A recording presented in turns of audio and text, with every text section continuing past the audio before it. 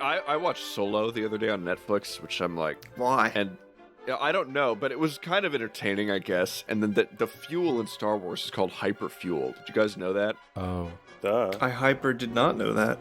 Which is insane because hyperfuel? I feel like I would have read that somewhere I years totally ago. knew that. No, that's in my child mind because I read encyclopedia or child something. mind? I read a Star Wars encyclopedia. So that's not bullshit they made up for How that else movie. would you get to hyperspace except with hyperfuel? Yeah. Well, hyperfuel blows up if it's not cooled. Essentially, it'll blow up in 2 minutes, and so that's what the Kessler. Anyway, the point is, That's cool. I thought it was like an incredibly stupid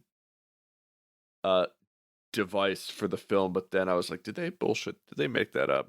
And if so, should they be on this podcast? Interesting. It's kind of like unobtainium. Just something that sounds incredibly stupid. Like Now, we don't have Unobtainium. lawyers. We don't have lawyers, but We're I'm not making pretty any sure- money, so it's not copyright infringement. pretty sure we have the trademark on making shit up. And I think we can win a lot in damages if we were to take legalese action against the people who own Star Wars, whoever that may be, whatever small-time company that is. You're definitely not a lawyer, Walt. I can tell that much. whatever mom and pop, owns Star Wars, we can just have them cough up some restitution. I think it's George Lucas's cousin who runs that. Oh yeah, that makes sense. Given the scale of the production, it can't be that big.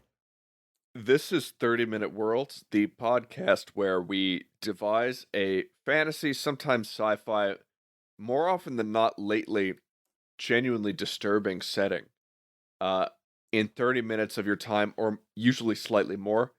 I'm Walter Kunkel. With me are my three ebullient co-hosts, Zachary Chessman, Dan Kennedy, and Belvin Olasov. And boys, let's get right to it. Let's talk about Palestine. Oh, No, I'm Assad out. should just take over that whole thing.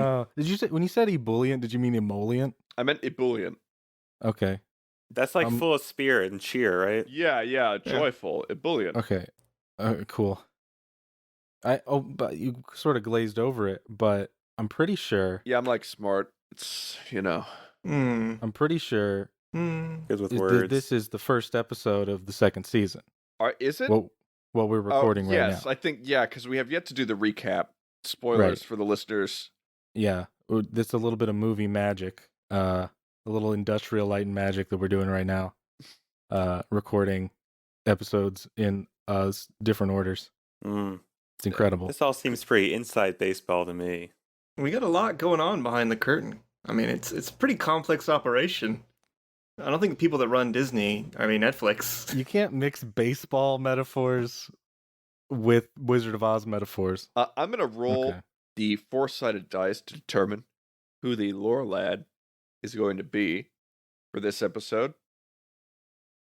And that's a 3, which means that it is I, Walter, who am lore lad. The duration of this entire show, I have unlimited creative power. I can put hyperfuel into any setting that I want. Oh god. Who are you to stop me? Not the Lorelei, that's for sure. My word is hyper drool. I'm a living god. Please don't put hyperfuel into this thing. I What's may or wrong may with not. that? I hold the button of hyperfuel in my hand, ready to fucking inject that shit into whatever we make, but I must be It's appeased. just as good as like dilithium crystals or whatever the hell. Chessman, since you're always interrupting my class, you can submit your prompt word. Eat my shorts. That's your roguishness inspires the students, Chessman, but it will do you no good with me. And by the way, we can't use Eat My Shorts. Disney Corporation owns that. I'm very scared of them. We can only mess with Star crap. Wars You know, properties. We can only mess I'll with cut Star that Wars. That's very safe. Oh, Eat man. my jorts. There we go. That's My protected. word is DMCA. Eat my sporks. I was trying to push it a little bit more lighthearted, considering the last 2 episodes. I'm just gonna say dance. Dance. I'm Okay. leading with I like it. dance. We're leading with dance. Okay. Belvin, what you got? Volcano. Volcano. Okay. Volcano. Okay.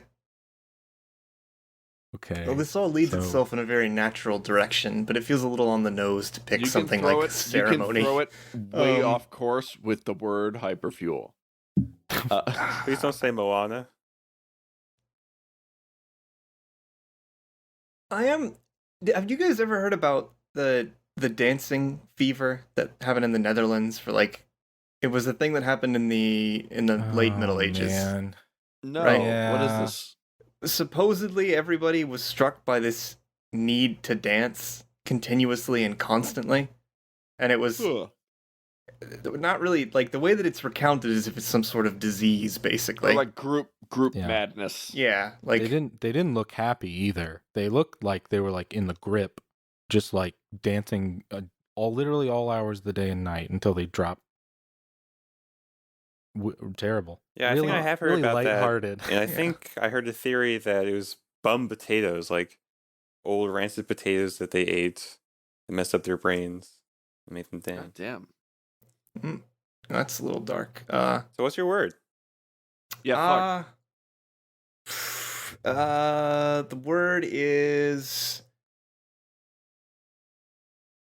The word is funk. Funk. You're gonna pick funk? Oh, okay. Funky fever. Wait. Okay. So what? I think you're picking funky fever. No, he said funk. It's funk. Yeah, I He said said funk. And you know what? Jazz Volcano. The obvious connection would be funk, the music, and dancing. Because funk is very danceable. But what Well, if I don't funk want to is just do like, smell? oh look, it's a volcano ceremony and they have to dance, or the volcano kills them all. It's yeah, a little. we can't do that. That's off I limits. think the It's too the obvious. most logical conclusion you can draw, the most obvious setting, you can draw with these three triangulated words, is that the galaxy actually exists on the rim of a giant supervolcano, and all galactic life as we know it is an 8-part dance in a funk meter that only beings of higher planes can conceptualize. Yeah, sure. That's the most obvious What? thing you could go for. Okay. That's the Yeah. that's really like that's really boilerplate, you know. Yeah, we That could jives, easy. you know. Okay, wait. Where is the galaxy again? No, I'm Where's the fucking with you. volcano? Help me out. No, I was already into this. I was like, okay, we got a volcano and a galaxy. So that but the how big spaceships is it? are fueled by funk music, and it's called hyper funk. No, what if hang on. What if the galaxy was the rim of a giant volcano though? What if that were the universe? I don't even know what that means. What that shape doesn't make any sense. Well, what would be the implications of that? What does Well, that change? there'd be a lot, but there would be no Be fucking space. hot. It would be hot as you got to the center of the galaxy. There would be no planets, there would be plateaus that you could dock upon, right? Are there plateaus in Or a volcano? mesas, rather.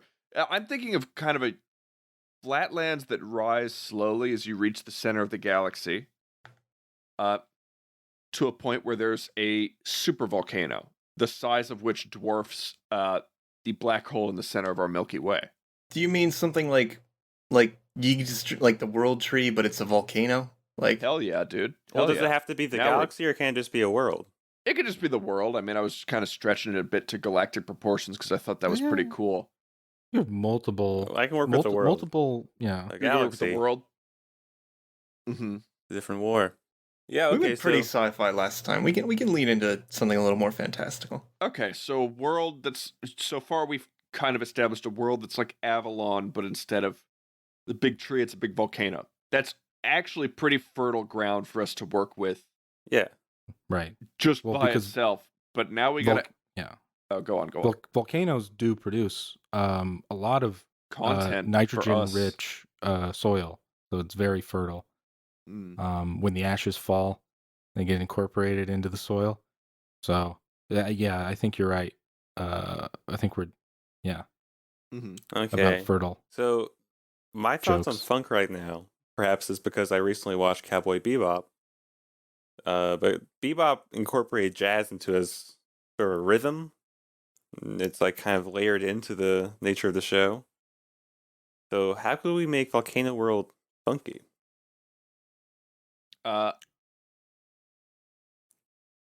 Funk is an attitude too. Yeah, so it's an They can- ethos. It's an ethos to vibe. Perhaps there's something funky about the culture of this world, or maybe the vapors that the volcano exudes. I would imagine like the world is a huge caldera around this volcano, right? Just flat plains of lava soil, essentially as far as the eye can see. Mm-hmm. And anything outside of that can't nourish life at all. It was this one volcano erupting that actually embedded the soil with life, everything on the planet, pretty much. But as for what life forms exist, do we want to even go human with this? Well, yeah, I think it could be humans. Mm-hmm. And the cultural implications of living in the shadow of a volcano could be that the volcano at any moment could spit lava. I mean, this isn't really how So you have volcanoes to work, but party- it could spit lava in like a certain direction, right? Like say you're in the northeast part. Like maybe Mhm. it bubbles over lava towards your place. So Well, maybe there Mhm. are more volcanic disasters that aren't just like mudslides and shit. The entire world's on a slope, Yeah. you know? You have a lot of geologic disasters too. right, so there's danger around every corner. You live life to the fullest. Right. And the closer you are to the core, which is where people want to be, because that's where the most rare earth metals and shit are to produce things, the more danger you're in. Oh yeah, there's like I can see lots of competition, some criminal elements as you get closer. Yeah. And then I some, could see like a lot of pipe-based spire cities kind of extending, from the steep sides of the volcano into it. Pipe based. Well, you can use lava for metallurgy. Like, Yeah, this would be a very metallurgic society, I think. I think I get the aesthetic that you're going for, though. Well, like it's you not. understand when I say pipe, immediately you kind of know, what I'm talking about. Yeah, it's Midgar. No, but Thank like, you. No, I actually was playing 7 today, but but yeah, like it's not sci-fi, but it's not really fantasy either. It's almost like it's industrializing, like yeah, exploiting the It's volcano. Or- industrial fantasy, I think, Mhm. is the term that can be used. so There I could think be diesel punk, I think, is what our friend Sam would call it. yeah, it It's could- actually it's and it's diesel we could say funk. that when you get really close to the volcano, those are the hotlands. Those are like you have to wear special suits to be out there. Yeah. And I would like to say there's something valuable there that has bounty hunter types going out and braving the hotlands. I think that's cool. How do we throw? Because my problem is dance and funk are so similar Mhm. prompt wise that I Could- think it's could the yes. magic in this world be involved dancing? There we go. Bards. Well, so what if? So okay, yeah. There's this idea of like when all these woo spiritualist people talk about like how things have different vibrational frequencies or whatever. Mhm. That's clearly ridiculous, but what if it was not like a frequency like 440 hertz, but a frequency like a meter, like 44, and constant 140. emanation, a beat from the volcano, from the Yeah. bowels of the earth itself. Yeah. So Okay. the volcano has a beat. The volcano has a rhythm. Everything else, like even like the rocks and trees, have their own rhythm. I don't think there would be That's- a lot of trees. Well, there'd be a lot of life because Yeah. Maybe near the outskirts, but the closer you got to the volcano, first of all, the heat would be so oppressive that it would wilt anything. How regular are eruptions? Yeah, but I was like, picturing that sometimes the sides of the volcano just slough off and a bunch of slag and shit would just create like a slag slide that just decimates whatever's below. I mean, it depends. Like, I mean, what Chessman said before is right too. Like, volcanic soil. I don't know if you've ever seen like in Alaska. There's a fuck ton of volcanoes, so the soil is really rich, and they can grow these vegetables that are like enormous, like pumpkins that are like actually the size of like a car. What? Because it's just so the soil is so pumpkin's fertile. the size of a car? No shit? yeah, Yeah. Yeah, It's crazy. giant vegetables in Alaska. I can't Google it because it'll show up on the recording right now. Setting as giant vegetables. It does have giant foodstuffs and vegetables.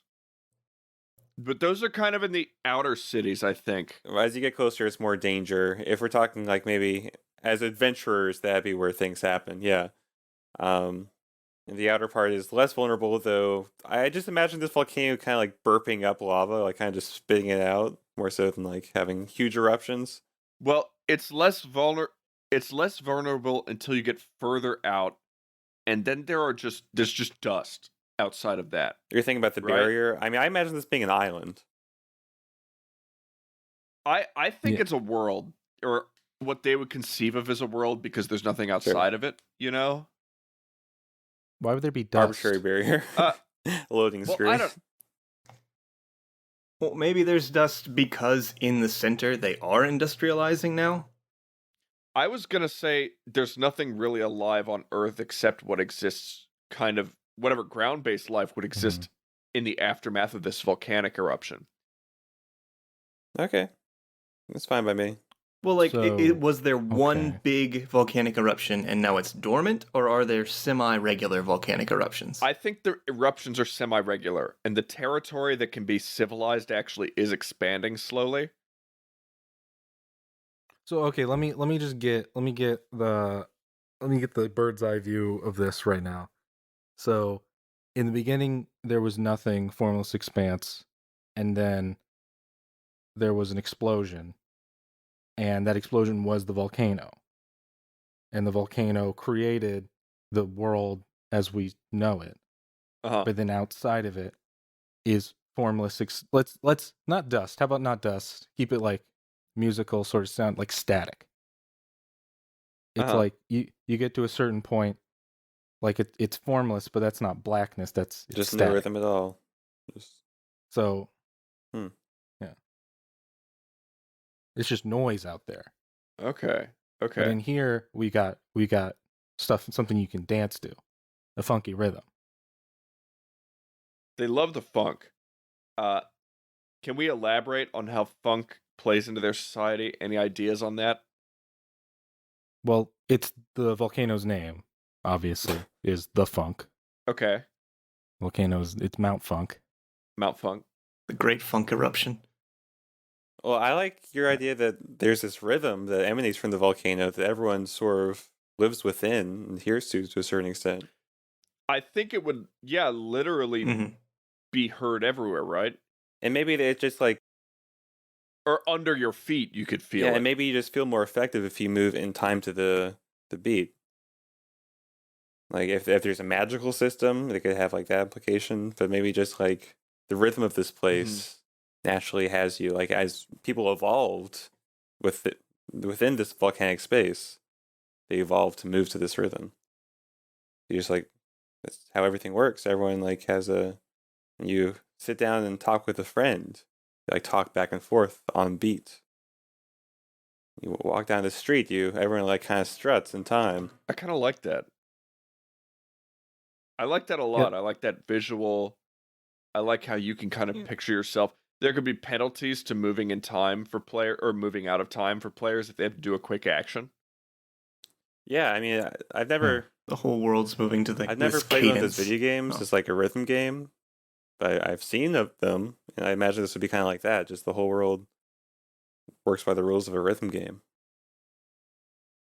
Yeah, it kind of does, doesn't it? Because if you're off rhythm, people are thrown off by you. There's something off about how you Yeah. behave, you know? And it's a faux pas. Yeah, you just don't get very far. Maybe the people are like really energetic, like the spirit of the lava, spirit of the volcano. And I think it's easier to be off rhythm if you're in an airborne craft for your job. Or there's like a cast of people, I think, in this setting who are off rhythm, and they're people who interact with the ground a lot less. You know? Are there skyships in this setting? Yeah. I think there would be. It's industrialized. There would at least be some way to transport between cities that's not ground based because the ground is so hostile That's yeah. and sloped. Oh, maybe hot air balloons work everywhere. You don't even have to have a You're picturing like, little lamp. yeah, Oh yeah, you just have sort of like a canopy. It just or you just like blows fucking up. cable Yeah. cars or some shit. Well, let's use the volcanic setting. Let's just make it so like hot air rises kind of naturally. So it's really easy to build hot air balloons. Yeah, I like that. And Mm. also, I think there's like volcanic gas that's heavier than air that's really fucking dangerous to breathe in, and it can get trapped in pockets of Ooh. different height between cities, and you just can't navigate between the cities. And that gas is always going to be there. We don't have a thing that can really disperse it except, another eruption. So it's not safe to travel on the ground, really. so it's almost like there are like sea like charts, like there are like trade winds that you have to follow to avoid this gas to get from place to place because the air is just toxic in some areas. Yeah. And there could be like if it's heavy, it's gonna hang close to the ground a lot more too. So like if you make an emergency landing somewhere, you might be stuck there because you might not be able to take off in the heavy air. That's the thing, too. Okay. Okay. So there are jet setters who jet around this funky setting. Probably transporting a lot of stuff. Probably doing odd jobs. This could easily be an adventuring cast of people. Mm-hmm. Assume they're transporting food, industrial goods, that sort of thing. Food, maybe illegal goods, too. I think this is a world where loss of life can be treated fairly casually because it's such a hostile setting. I think entire cities could just be destroyed one day if they just topple into the caldera. Yeah, I think people generally live like they could be their last day. Yeah, it's edge of your seat living here. Yeah, I think crest of there's a Mount certain Blanc. ebullience to this setting. Ooh, callback. Points, Yeah, points thanks. to Belvin there. In dance, we really have to incorporate our third word. Oh my Dance. god. You dance? The dance and funk are so similar. It's like, what do you do? Yeah, the well, actually, the I problem had is an that idea. dance and funk kind of go so synonymously Well, with with each funk, we other define that... the laws of the world. That like this world reverberates with funk. Yes, but those laws also make very much sense to incorporate Right. So dance. we've established. Well, how does dance incorporate culturally? If everyone like lives and acts that's in how they fight. beat. That's how they fight, like in West Side Story. Hell yeah! it's all capoeira, like funk do- capoeira. Fucking 1950s dance fighting instead of real fighting. Well, I mean, dance Well, that's fighting the is fighting they like a know. thing. I mean, there is capoeira. I mean, you can convert that into like a funk equivalent, I guess. What if you dance in a certain way, right? It puts you more in touch with the beat of the world, like Yeah, the you get natural beat of the energized. world. You can, yeah. Yeah, and it enhances either your physical abilities or you can use magic or whatever. I kind of like that the volcano's so powerful that its mere heartbeat or whatever it is that's emanating that literally changes reality. Yeah, so I'm down and with that would that. mean that people from a young age would learn how to dance, be central to the culture, because it just boosts your performance of things. If you're about to do something difficult, you're fighting someone, you dance to get in sync. You charge up by dancing. If you're sad, you can recover by dancing. It can be used to Dancing. help you emotionally. This is fun. I like this. I like this setting a lot, actually. Yeah.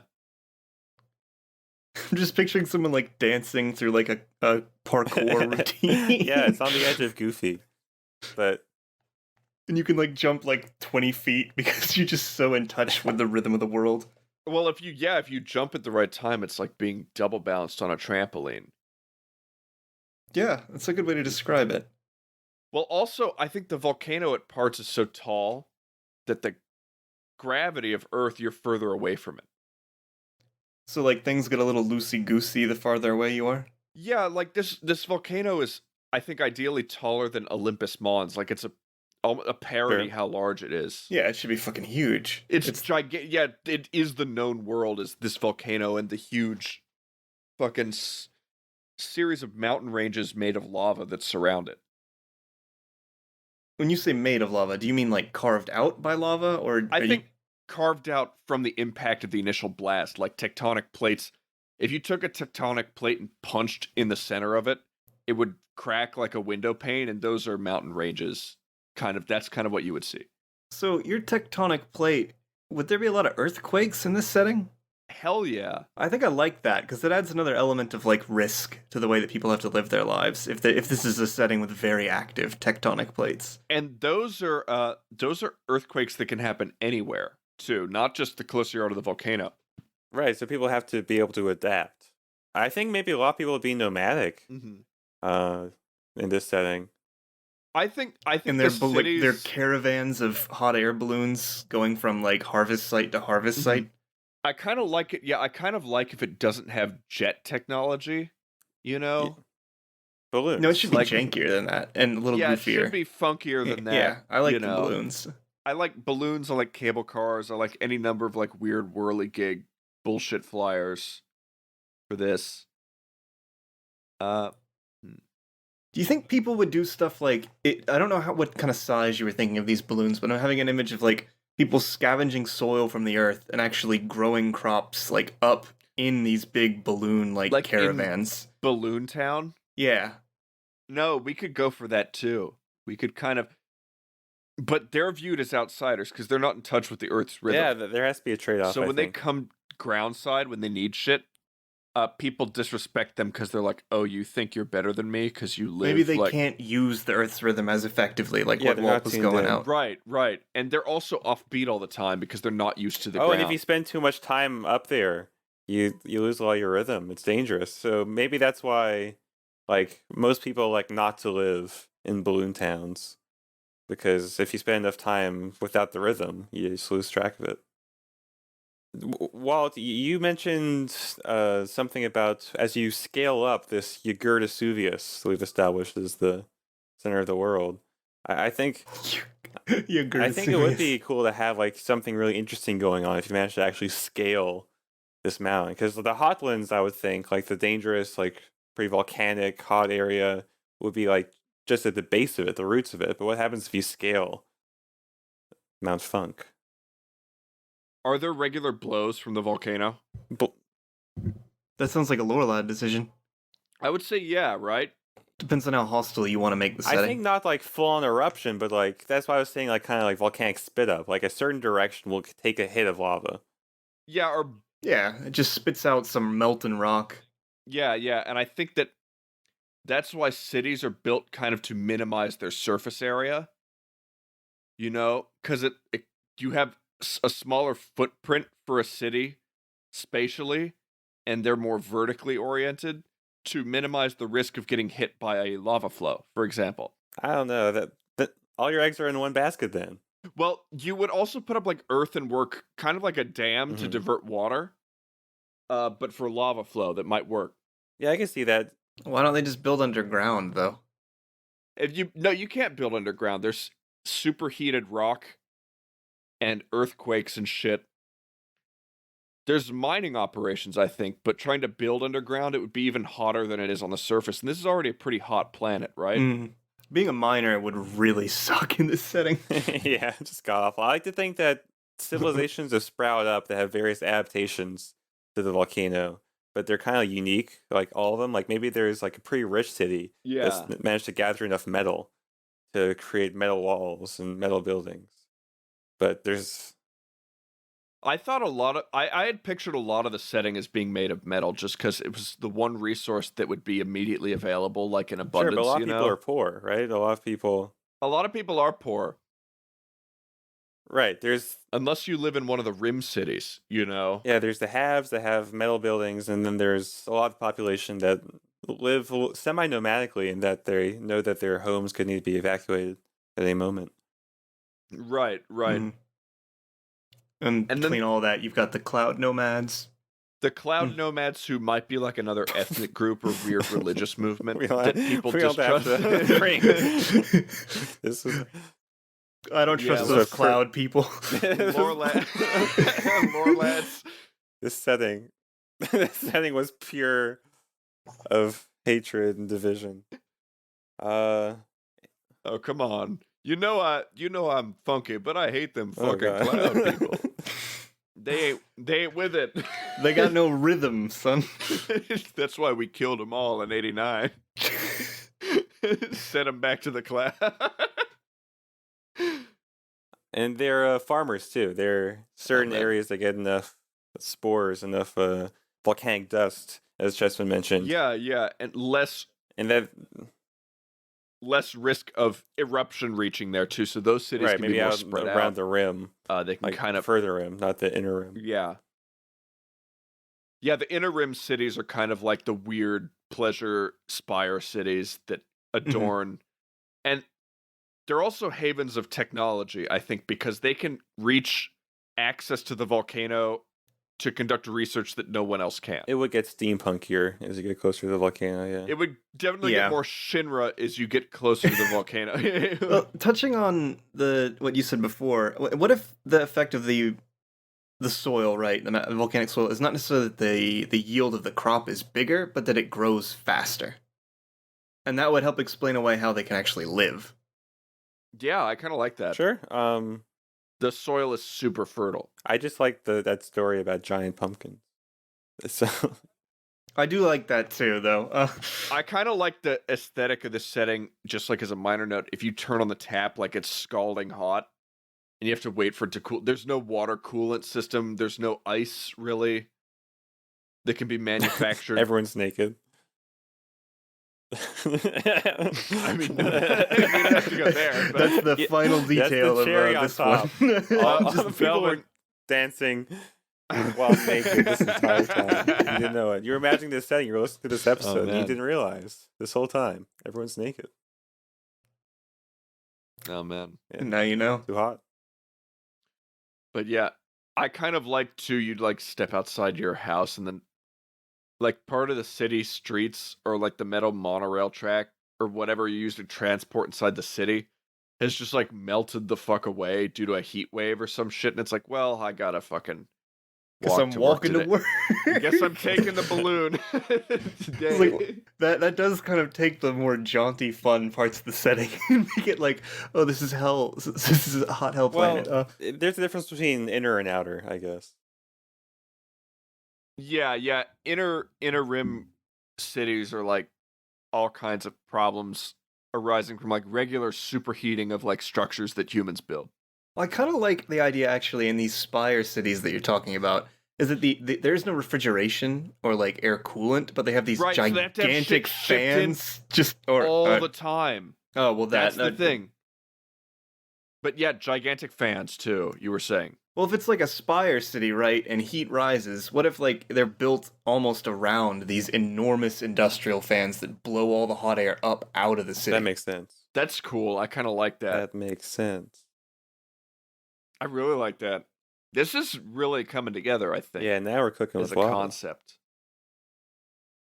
And they've got such a high demand for food because they're so populated, but also, as we've said again, they can't store anything perishable. Oh yeah, that is true. Yeah. There's all-consuming heat in this setting. They all eat their steaks. Well done. Well, rumor has it the Sky People have acquired, like, they're able to manufacture technology free of the superheat, like, of the Earth. Because, like, I would think all the groundwater in this setting is super hot, you Mhm. know? It's hard to even drink from a well. You have to wait for the water to cool. Imagine how nice it would be if you are one of these like spire people and you end up somehow in a sky like balloon and they get way high up in the air, and it's actually cool. Yeah, that'd be life. Oh yeah, no. Although you can't ascend directly over the volcano because the amount of, I think, carbon monoxide just rising out of that thing would. You wouldn't kill want to the do that. Fuck out of you, yeah. It's like the first lesson that pilots learn. They're like, don't do that. Don't go over that. I think it'd be cool if like that's kind of like the Kessel Run, solo here, right? But that's like a forbidden flight path that they've tried to make for, because it's so convenient to just hop over to the other inner rim cities across the volcano, the shortest distance. But no one's manufactured a flying machine that's been able to do it without succumbing to the vapors. It would also play hell with any electronics that you have or anything like that. I think this is like a strictly analog setting.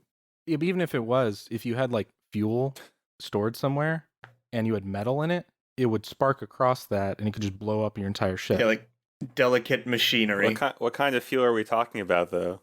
Well, Is it super fuel? It could be funk Mega fuel. It's hyperfuel. Oh, no. We made it. Thank you. I mean, Chisman's talking like delicate machinery does not like volcanic space. Yeah, I think on the outskirts, the outer rim cities, you could have wood burning devices or fuel essentially, but in the inner rim, you have to have more refined fuel like diesel, coal, that kind of stuff, because wood just won't really last that long in the climate. Well, we are coming up on our 30 minutes, or maybe we're past it.